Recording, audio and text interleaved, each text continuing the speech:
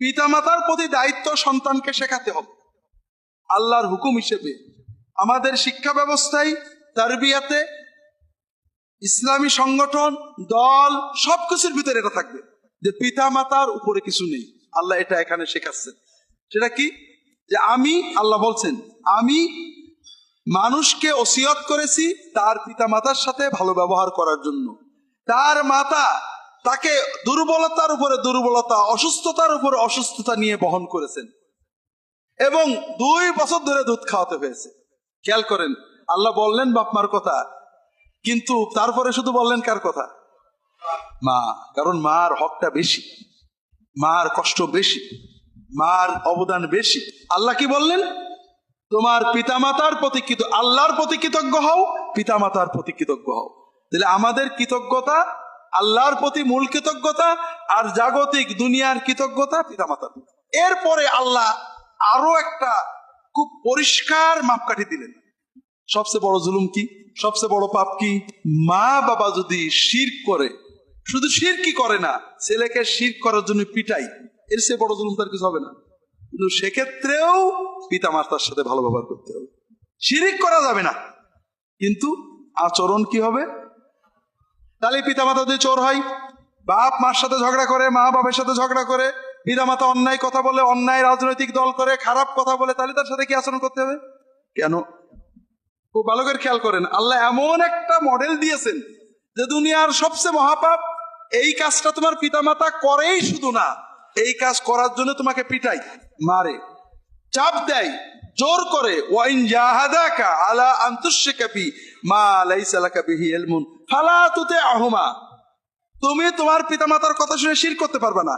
পিতার কথায়, মাতার কথায় দাড়ি চাচা যাবে না, হারাম কাজ করা যাবে না, কারোর উপরে জুলুম করা যাবে না, গুনার কাজ করা যাবে না। তবে পিতা মাতাকে এই কথা বলা যাবে না, তুমি এত বড় অন্যায় কথা বললে, তুমি ভালো না, তুমি খারাপ না।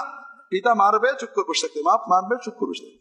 যদি সুযোগ থাকে আদবের সাথে কিছু বলা ভিন্ন কথা, কিন্তু বেয়াদবি করার কোনো সুযোগ, অনুমতি নেই। আমরা অনেক সময় দ্বীনি জজবাতেও, আমি এলেম শিখবো, পিতা মাতা বলেছে এই ঝিনেদায় কোনো মাদ্রাসায় ভর্তি হ, তাদের কথা না শুনেই চলে গেলাম হয়তো দূরে। আবার দ্বীনি আন্দোলন করব, পিতা মাতা বলে বাবা যাস নে, আমি চলে গেলাম। আমরা মনে করি এটা খুব বড় কাজ। না, এটা বড় কাজ না। আল্লাহ রসুল সাল্লাল্লাহু আলাইহি ওয়াসাল্লামের কাছে আসছে একজন যুবক ইয়ামান থেকে, ইয়া রাসূলুল্লাহ আতাইতুকা লিউজাহিদা মাআকা ফি সাবিলিল্লাহ আবতাগিল আজরা ইনদাল্লাহ আও কামা জা।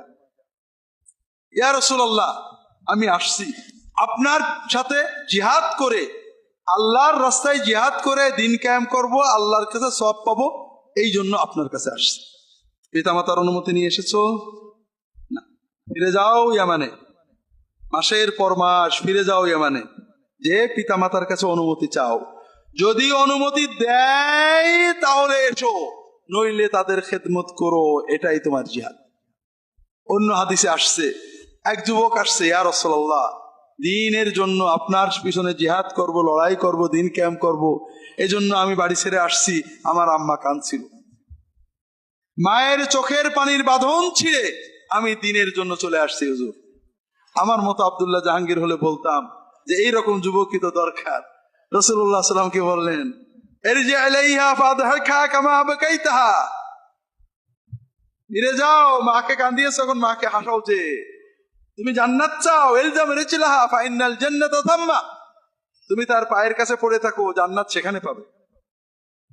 কারণ পিতামাতার খেদমত আপনার ফরজে আইন, দ্বীনের দাওয়াত, ইলম তলবের কামালাত, ফরজে কিফায়ার ইলম শিক্ষা করা, দ্বীনের আন্দোলন, জিহাদ, এগুলো ফরজে কিফায়া ইবাদত। এর জন্য অন্য লোক আছে, পিতামাতার অনুমতি না হলে করা যায় না। আপনারা জানেন ওয়াইস কারনী রাহমাতুল্লাহ আলাইহি জীবনের সবচেয়ে বড় ফজিলত ছেড়ে দিয়েছেন। রাসূলুল্লাহ সাল্লাল্লাহু আলাইহি ওয়াসাল্লামকে দেখে সাহাবী হওয়ার ফজিলত ছেড়েছেন। কিসের জন্য? মায়ের জন্য, ঠিক না? তার মা খুব অসুস্থ ছিল, আর কেউ ছিল না খেদমত করার, কারোর কাছে রেখে যাবে ছিল না।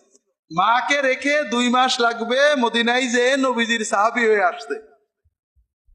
চরম অসুস্থ মা, কেউ নেই দেখা, নবীজির সাহাবী হওয়ার সুযোগ ছেড়েছেন, শুধু মায়ের খেদমতের কেউ ছিল না। আর এজন্যই তিনি তাবেঈদের ভিতরে শ্রেষ্ঠ তাবেঈ হয়েছে। কাজেই আমাদের আল্লাহ এখানে খুব সূক্ষ্ম, পরিষ্কার, স্পষ্ট মানদণ্ড দিলেন। পিতামাতা পাপী হতে পারে, পাপের আদেশ দিতে পারে, আপনি তার কথা শুনবেন না, তবে তার সাথে খারাপ আচরণ করতে পারবেন না।